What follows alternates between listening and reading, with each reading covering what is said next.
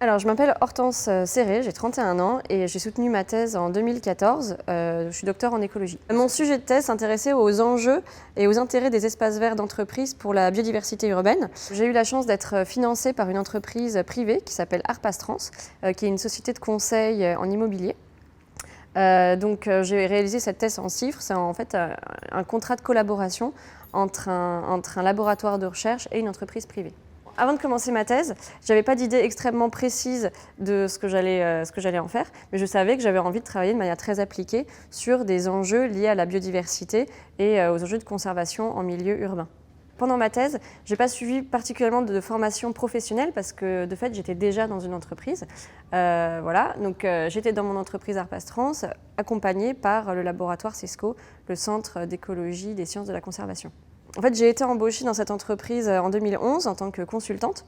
Donc pendant un an, en fait, j'ai travaillé sur des missions liées à la biodiversité dans les projets immobiliers.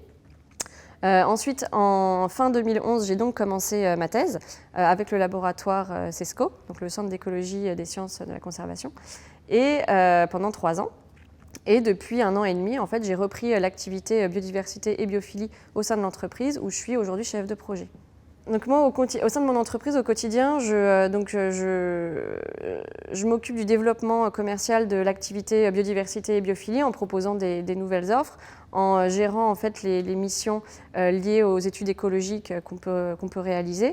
On travaille aussi sur le développement d'innovations, comme par exemple le développement d'une application dédiée à la découverte de la biodiversité sur des sites d'entreprise.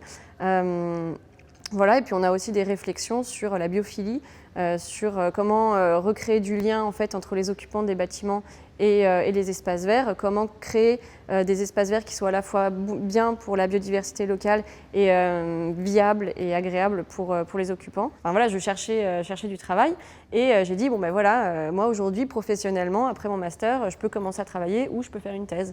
Donc là, le processus a cheminé, il y a une mission qui est arrivée, donc j'ai commencé à travailler. Finalement, on a travaillé un projet de thèse avec des gens du muséum que j'ai contactés comme ça, qui étaient intéressés pour travailler sur des thématiques. Au début, c'était très large, c'était paysage et biodiversité en milieu urbain. Et à force de discussion, on est tombé sur les espaces verts d'entreprise parce que c'était des espaces qui n'avaient pas été encore vraiment étudiés. Et donc, on s'est dit, tiens, peut-être qu'il y a un sujet autour des espaces verts d'entreprise à traiter. On a fait des demandes de financement auprès de l'ANRT, donc c'est l'organisme de l'État qui finance les thèses en chiffres. Et en fait, si on avait les financements, je faisais ma thèse. Si on ne l'avait pas, je continuais en tant que consultante. Donc finalement, on a eu les financements. Donc c'est comme ça que j'ai commencé ma thèse.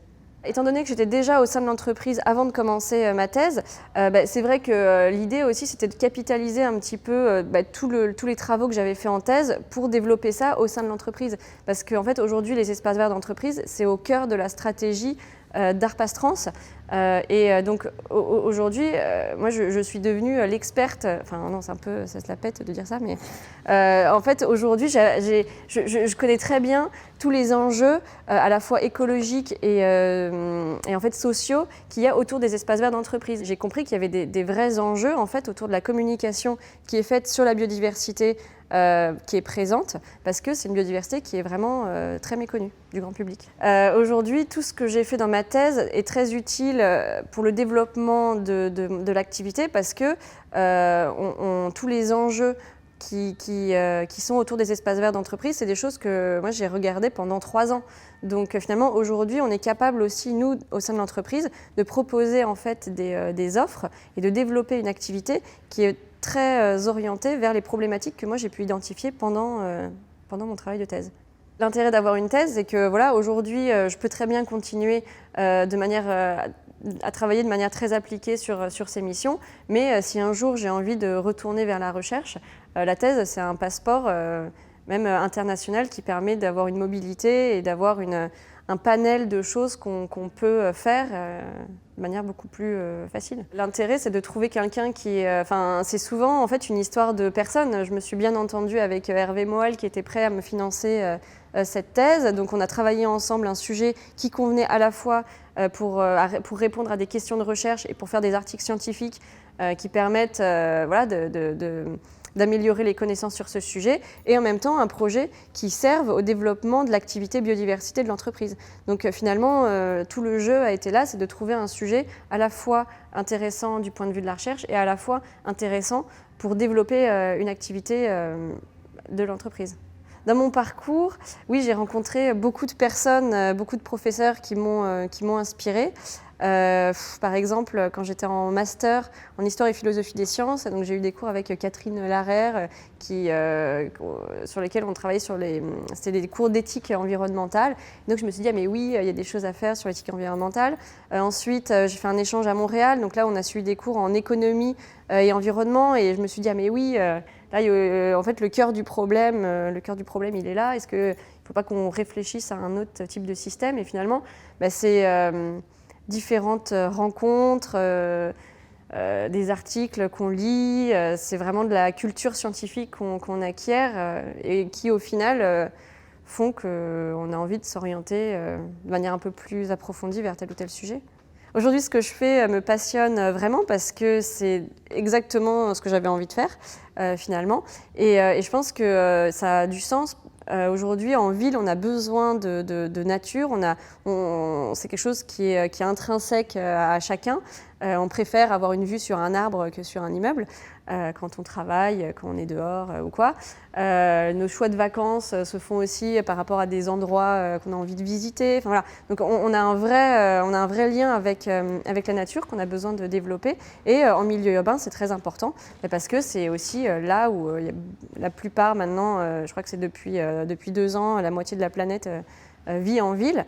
Donc le développement des villes va se confronter à ces enjeux.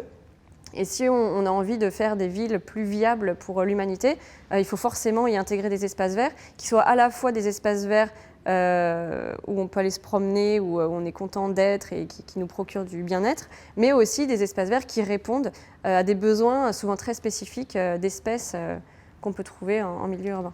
Je travaille aussi dans un domaine dans lequel je crois vraiment et je pense que c'est aujourd'hui indispensable de se poser ces questions et même la manière dont on a envie de se développer.